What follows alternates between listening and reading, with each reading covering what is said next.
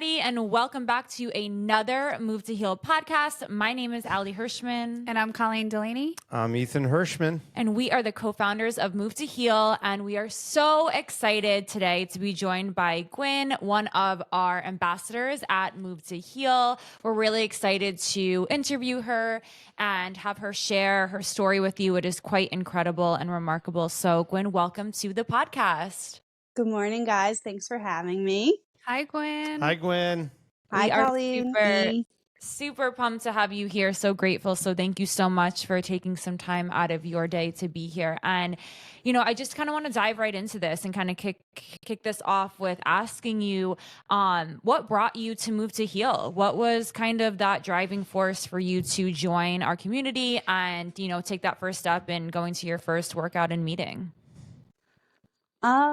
I lived right next to Greenwich CrossFit, like 2 stoplights away. And the night before I moved into my house, I had hip surgery that was the cause of a car accident that I had 2 years earlier.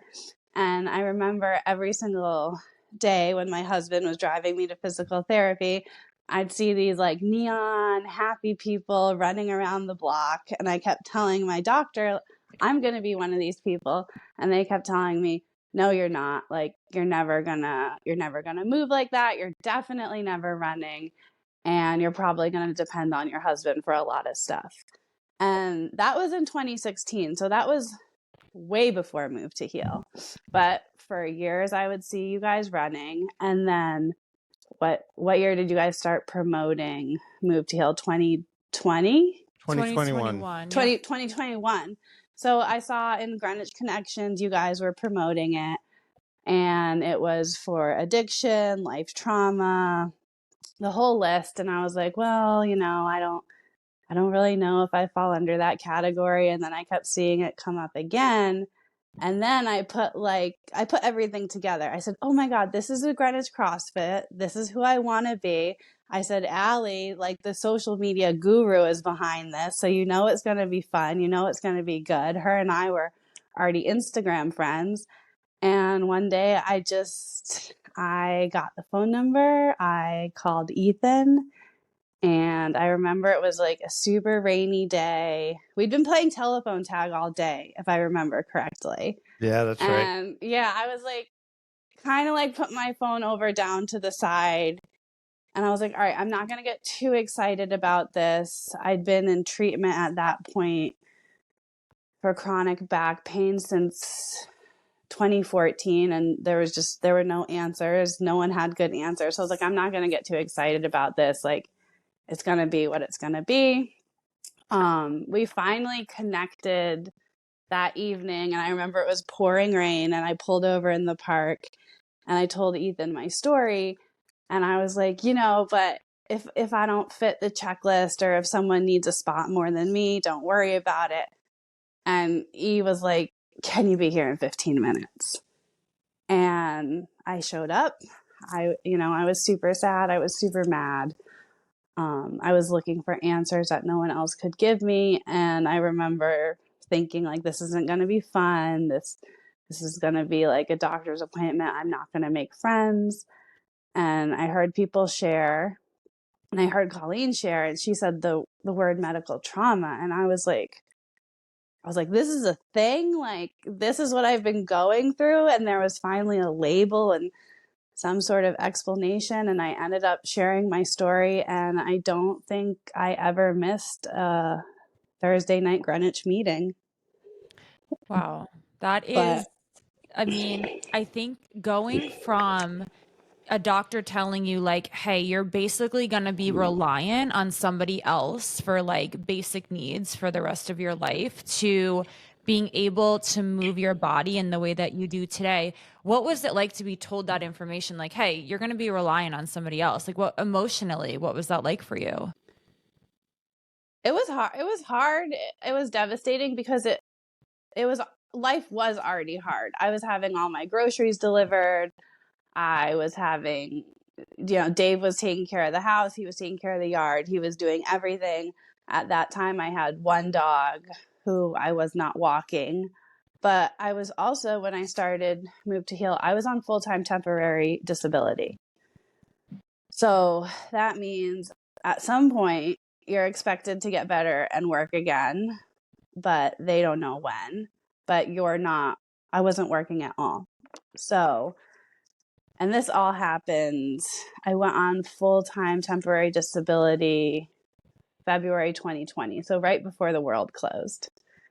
So a month later, I'm in pain management for a month. I'm in physical therapy for the month. And that's the only people I'm seeing. I'm only seeing people that are giving me bad news. I'm only seeing people that are telling me I'm going to need more epidurals. They're telling me I'm going to need surgery. So it wasn't good. But when I joined Move to Heal, I started in August.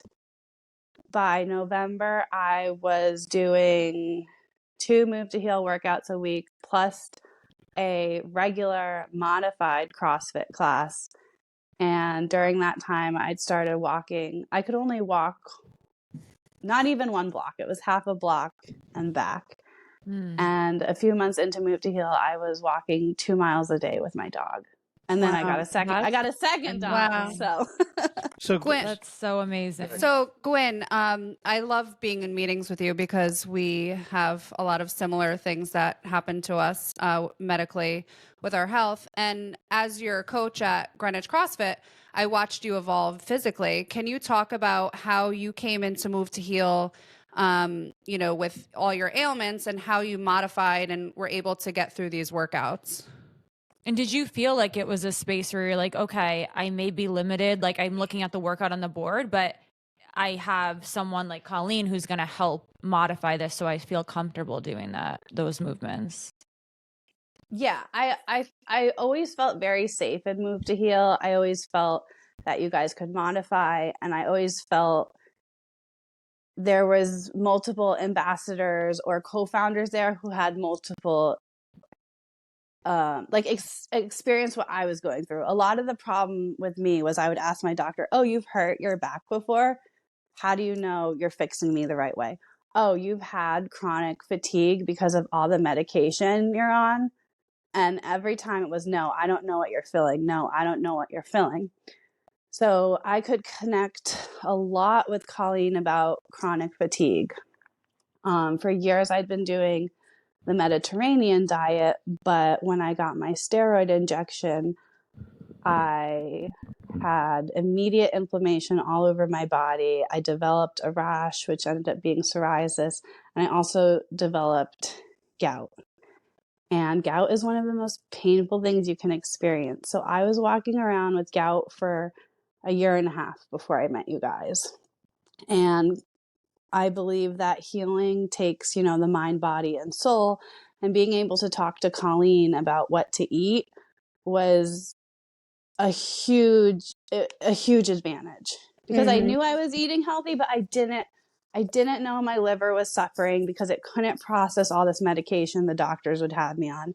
I didn't know that it can take 2 years just to even help the liver get back on a normal track again. So I talked with Colleen. I started the nutrition program with Colleen, and I think it was within 3 weeks, I felt 75% better with the gout.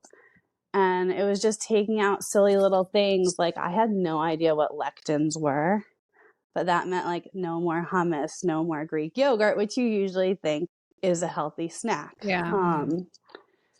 I came from a personal training background, so I was sad I couldn't be lifting and moving the way I wanted to. But then I saw people that were in their 80s working out, and I was like, okay, if they can do it and move pool noodles and whatever, like, I can start with a 1 pound weight. And part of fatigue is that you sleep and sleep and sleep and sleep, and you never feel like you slept enough. So some days I was sleeping up to 20 hours a day, but it was never restful. I never felt good. So I think being on temporary full-time disability was a blessing, but it took all my mind power. It took all my physical strength to drive the 2 blocks to the gym and come back. But to have a support system like Colleen cheering me on every day, Ethan texting me, Allie texting me, it was a support system I was not having in Big Pharma. Yeah. And I think, for people listening, when people come in, there's modifications for everything. So you had back issues and hip issues. And like, if you can't run, you can hop on a rower. All right. Which is great for another great modification. And same thing with, dumbbells, with the weights, like you can go anywhere from 2.5 pounds to 50 pounds, and you pick what's best for you and you do what's best for your body. Yeah, I mean, even just starting out squatting my body weight, just moving was huge because I couldn't even shower and wash my own hair without exhausting myself. But I started with just body weight on squats, and I think I got up to 80 pounds. That's amazing. In months. So Gwen, I remember when you came in and you were very negative. You didn't think you were going to get better. You really didn't think there was much hope. And, we've talked about the workout side and how your body, you're physically improving through the modifications and the different things that we did. Can you tell us a little bit about how the combination of that with the meetings was motivating to you and helpful? Yeah.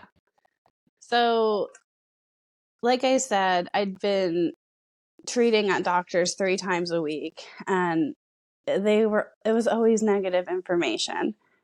But when you go to meetings, you hear miracles. I remember hearing this guy tell this one story, and he had been paralyzed, and he said, if my story inspired you, please keep telling it.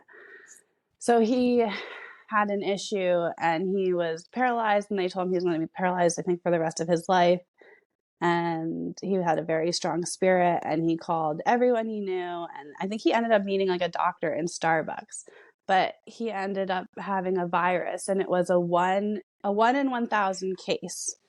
And I remember thinking, okay, if he has a 1 in 1,000 case and my case statistically is 1 in 11,000, like I'm going to be better too.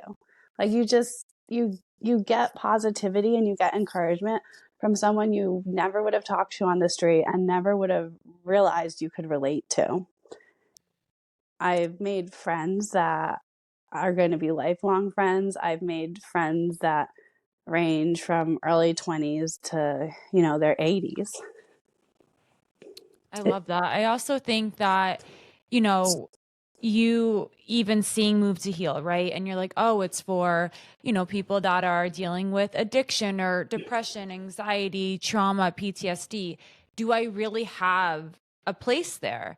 And then you walk into this meeting and, Colleen shares her story, and immediately you're like, oh my gosh, like to have that relatability, I think gives people hope. Just feel like I'm not alone in this, and someone else shares this struggle. And I feel like that in itself can be just really inspiring and just provide anybody hope, just feeling like you're not alone in this, even when, you've felt on this isolated island for so long. Well, we were talking about that today in a meeting just before this podcast, actually.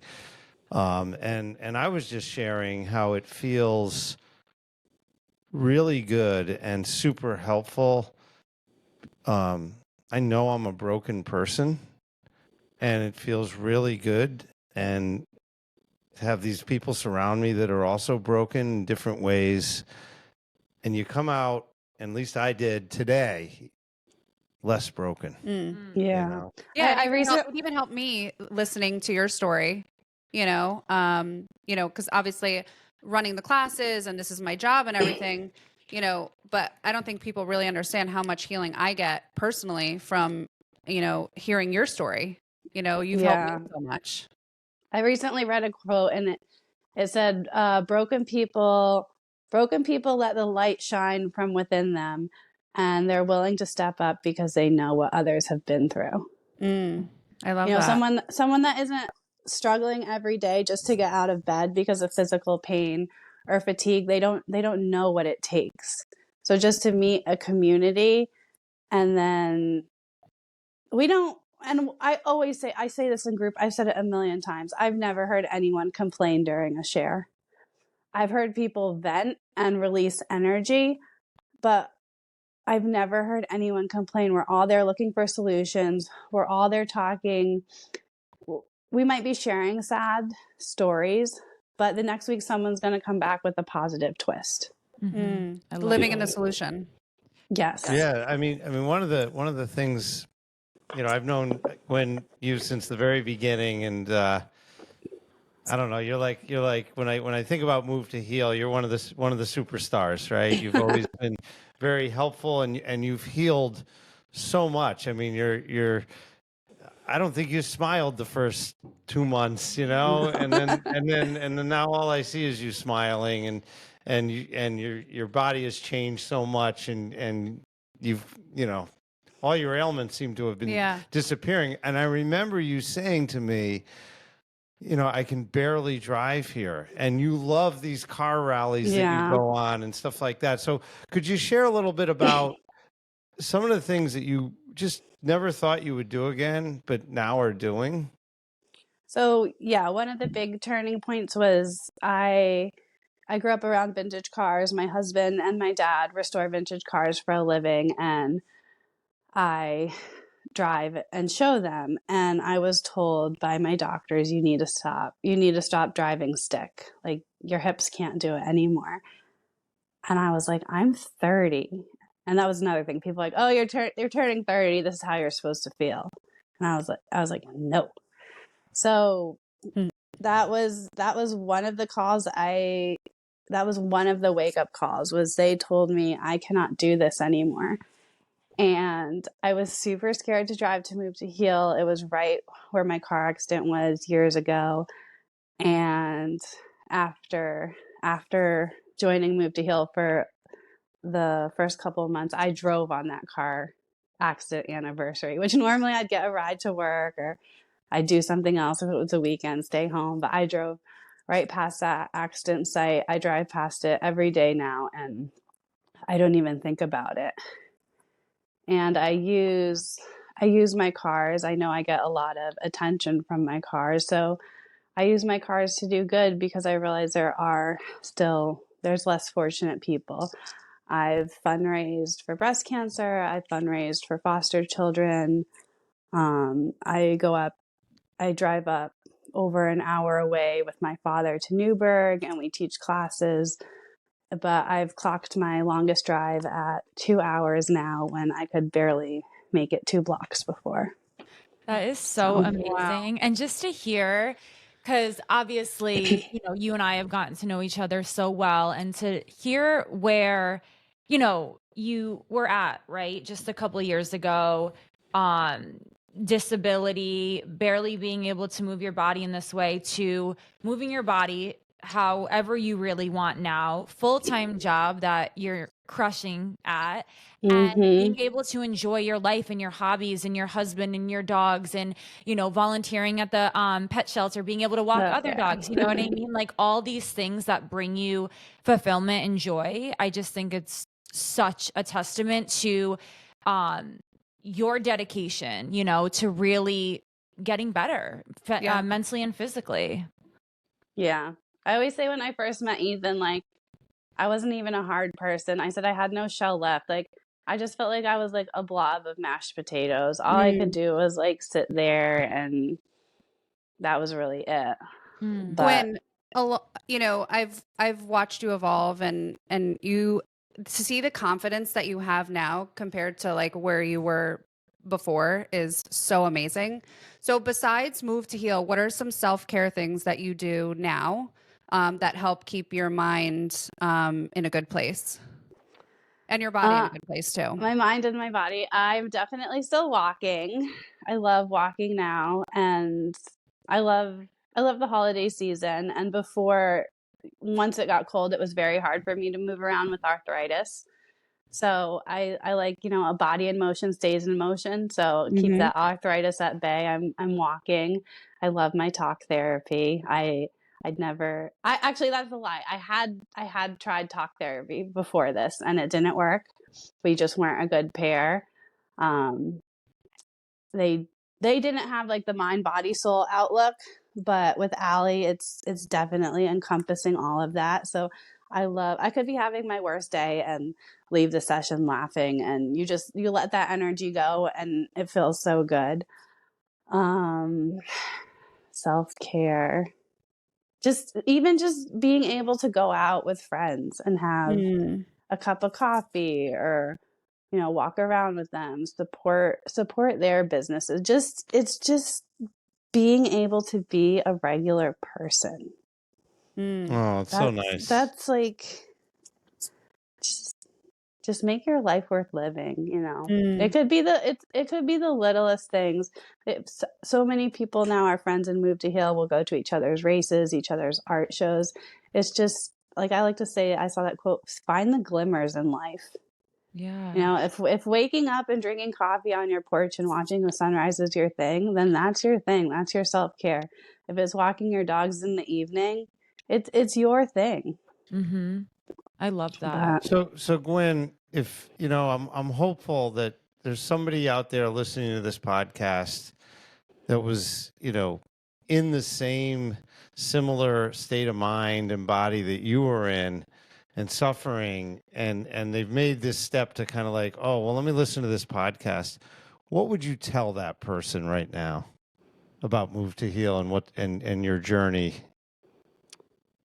I'd tell them the hardest part was getting myself through the door that first time.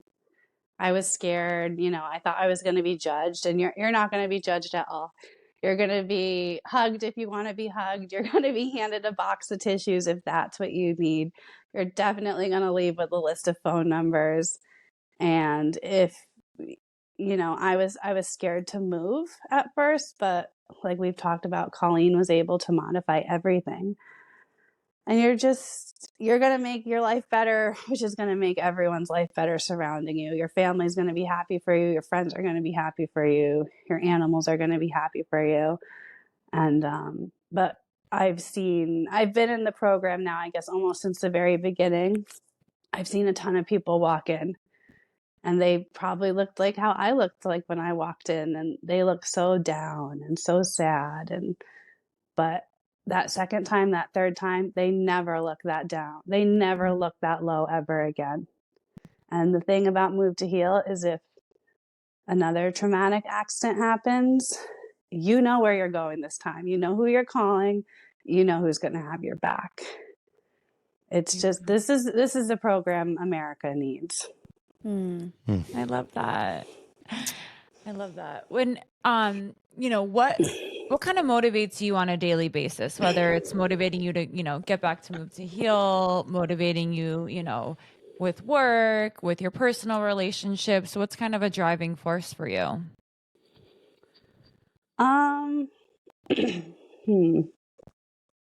When I was hurt, all I could talk about was being hurt. And it was almost like people became addicted to hearing my bad stories, because people with chronic illness or chronic injury, it's intriguing to hear their stories, because like, you've never had surgery, like, you want to know what it's about, but you become a downer eventually. Like, they don't want to hear it. So the original question was, what motivates me is, I like to be able to say 3 good things before I have to say, my back's a little achy today. So that's what really keeps me going, is I want to be a positive person. Like, the world is it's icky right now.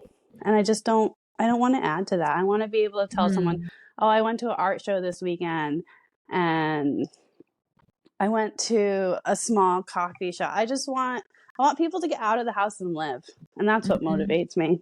Yeah. And just practicing that gratitude, like living in that gratitude, I think is amazing. So do you guys have any other questions or?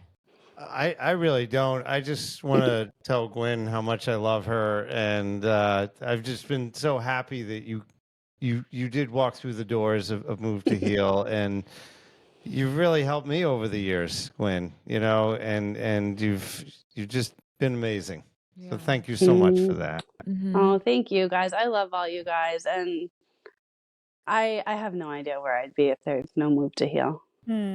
Yeah. And But it's amazing that, you know, you came to Move to Heal for help with yourself, right? And in turn, you ended up helping so many other people. And that is such a cool part of it, because sometimes people feel like, well, I don't know if my story is worth telling. And I think every story is worth telling no matter what. And I think that was such an important piece when we designed Move to Heal, where, you know, someone struggling with addiction, there's a place for them to go, or someone that may be struggling with something else, there's these specific groups. But, you know, if you're struggling with maybe something medically, or anxiety or depression or PTSD or just stress or trauma, whatever it may be, where do we go? You know? So, we just thank you so much for your involvement with Move to Heal, and your story. Your story is so inspiring, and we're so proud of you, you know, and we're proud to know you and watch, you know, just what you've accomplished over the last couple of years now. thank you guys. Keep it I up, couldn't have done it Gwen. without you. That's for sure. Thanks so much, Gwen. Keep Thanks for coming on. You're amazing. Thank Good you. work. See Yes. you soon. All right. Bye. Bye. Thanks everybody so much for tuning into another one of our episodes. We hope that you guys enjoyed this one as much as we did. As always, if you have any questions, comments, want to learn more information, please visit us at www.movetohealct.org, or follow us on Instagram at movetoheal.ct. Have a great day, everybody. Bye. Bye, everybody. Bye-bye.